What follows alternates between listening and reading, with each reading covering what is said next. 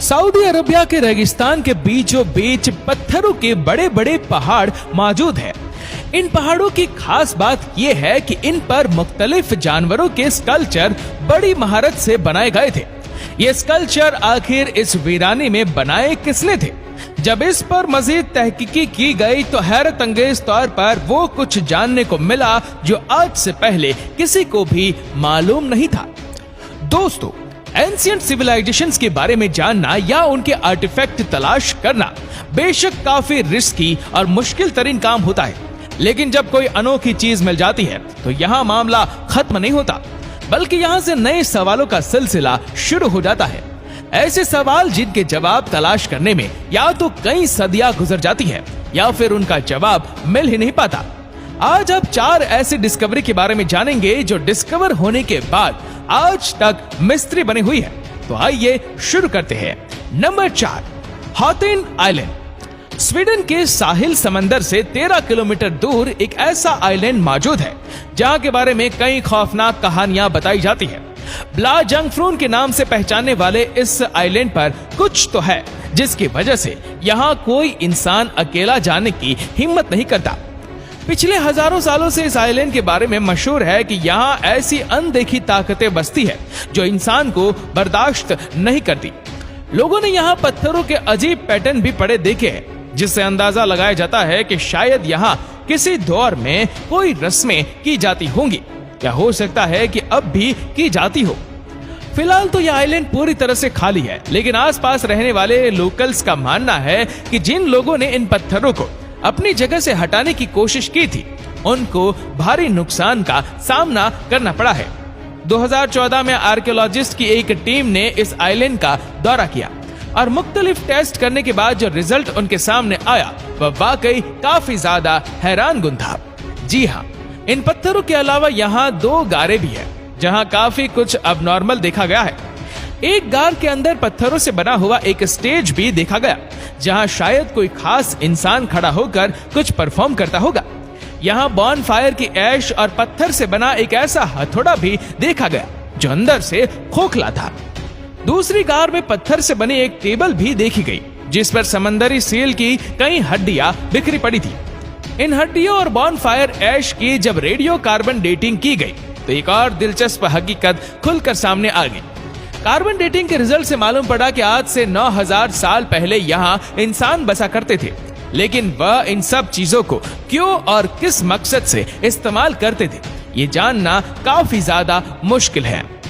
आज भी स्वीडन के इस आइलैंड में खौफ की फिजा पाई जाती है और यहाँ जाने वाले लोग बिना किसी पत्थर को हिलाए रात होने से पहले पहले यहाँ से निकलने की करते हैं। Number 3, vault B. इंडिया की केरला स्टेट में वाकया ये है गोल्डन टेम्पल या फिर पद्मनाभ स्वामी मंदिर। यह मंदिर तो आज से करीब 1400 साल पहले बनाया गया था, लेकिन इसकी सजावट ड्राइविंग कोर के बादशाहों के दौर में आज से 450 साल पहले की गई थी। इस मंदिर की खास बात यह है कि इसमें 5 ऐसे खुफिया कमरे बने हुए हैं जिनको कई सदियों से नहीं खोला गया, क्योंकि लोगों का मानना है कि इन सीक्रेट कमरों को खोलना खतरे से खाली नहीं है। 2011 में एक रिटायर्ड आईपीएस ऑफिसर ने इंडियन सुप्रीम कोर्ट में इस मंदिर के खुफिया कमरों को खोलने के लिए पिटीशन दाखिल की। इन 5 कमरों को ABCD और E के नाम दे दिए गए और सुप्रीम कोर्ट के हुक्म पर इन दरवाजों को खोलने का अमल शुरू कर दिया गया। इन 5 कमरों में से एक कमरे के बाहर इंतहाई खौफनाक कोबरा बना हुआ है और इसको वॉल्ट बी का नाम दे दिया गया। ये दरवाजे भारी लोहे से बने हैं जिनको खोलना काफी ज्यादा मुश्किल था, लेकिन जब 5 में से 4 कमरों के दरवाजे खोले गए तो उसके अंदर जो कुछ मौजूद था वह किसी के वहमो गुमान में भी नहीं था। चारों कमरे बेशुमार खजानों से भरे पड़े थे, जिसमें सोने के सिक्के, डायमंड, कीमती पत्थर और भारी सोने के नेकलेस भी शामिल थे। इतना ज्यादा खजाना आज से पहले कहीं से भी बरामद नहीं हुआ था।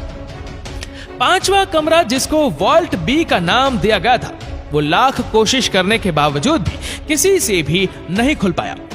लोगों का मानना है कि 1930 में लुटेरों के एक ग्रुप ने भी वॉल्ट बी को खोलने की कोशिश की थी, लेकिन अचानक उन पर कई कोबरा हमला हवर हो गए थे।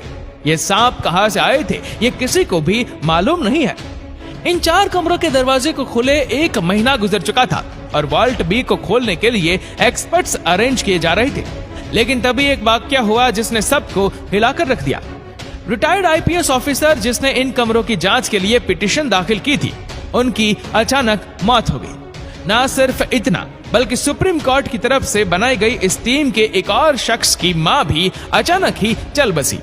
ये वाकयात देखकर सारे लोग घबरा गए और वॉल्ट बी को खोलने का इरादा आखिरकार उनको बदलना ही पड़ा। पिछले कई सदियों से इस मंदिर का वॉल्ट बी नॉनस्टॉप बंद पड़ा है। इसके अंदर क्या कुछ मौजूद है वह आज भी किसी को मालूम नहीं है। Number 2, camel carvings. ये बात इतनी पुरानी नहीं है। जब 2018 में सऊदी अरेबिया के डेजर्ट के बीचों बीच पत्थरों के बड़े बड़े पहाड़ों पर लोगों को ऊंट की कार्विंग्स देखने को मिली। जानवरों के इन स्कल्पचर्स को इंतहाई महारत से पत्थरों को काट काट कर बनाया गया था। कई सालों तक रेत के बड़े बड़े टीले इन पहाड़ों पर पर्दा डाले हुए थे, लेकिन वक्त के साथ जब सैंड ड्यून्स ने अपनी जगह बदली, तभी यह हैरान कुन मंजर बेनकाब हुआ।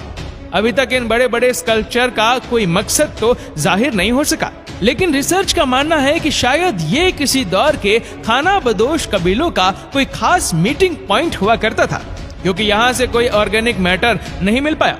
इसी वजह से ये जानना काफी मुश्किल हो रहा था कि आखिर ये शाकाहार कब और क्यों बनाया गया था। पत्थरों के एरोजन पैटर्न से ये अंदाजा लगाया गया कि ये कैमल स्कल्पचर्स आज से करीब 7 से 8 हजार साल पुराने हैं। इस नई तहकीक ने एक्सपर्ट्स को मजीद सवालों में उलझा कर रख दिया था, क्योंकि जियोलॉजिस्ट के मुताबिक ये डेजर्ट 7000 साल पहले डेजर्ट ही नहीं था। यानी ये पहाड़ जो अभी काफी ज्यादा रेत के अंदर धसे हुए हैं। जब ये रेत नहीं हुआ करती थी तो जाहिर है कि पहाड़ भी काफी ज्यादा ऊंचे थे। तो आखिर इतनी ज्यादा हाइट पर जाकर इतनी मेहनत से ये काम कैसे अंजाम दिया गया होगा? ये सवाल अभी तक रिसर्चर्स के लिए पहेली बना हुआ है। और अब नंबर 1, एंशिएंट क्लॉक। आजकल के मॉडर्न दौर में टाइम का जानना बिल्कुल भी मुश्किल नहीं रहा। रिस्ट वॉचेस से लेकर मोबाइल फोन तक बेशुमार ऐसे गैजेट्स मौजूद हैं जिसमें बिल्कुल परफेक्ट टाइम देखा जा सकता है। लेकिन क्या आपने कभी सोचा है कि कदीम जमाने में लोग टाइम कैसे जाना करते थे?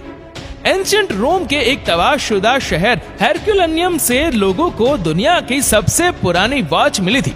ये शहर आज से करीब 1950 साल पहले माउंट वेसुवियस से निकलने वाली लावे की वजह से जलकर राख हो गया था। इस वाकया के हजारों साल बाद वॉल्केनिक ऐश के अंदर दबे हुए मलबे में से लोगों को एक अजीबोगरीब लोहे से तराशा हुआ टुकड़ा मिला। इसकी साइज इतनी छोटी थी कि यह आराम से पॉकेट में भी फिट आ सकता था। पहले तो किसी को भी इसका मकसद समझ नहीं आया, लेकिन फिर कई सालों के बाद रोमन आर्कियोलॉजिस्ट ने इसका असल मकसद ढूंढ ही लिया।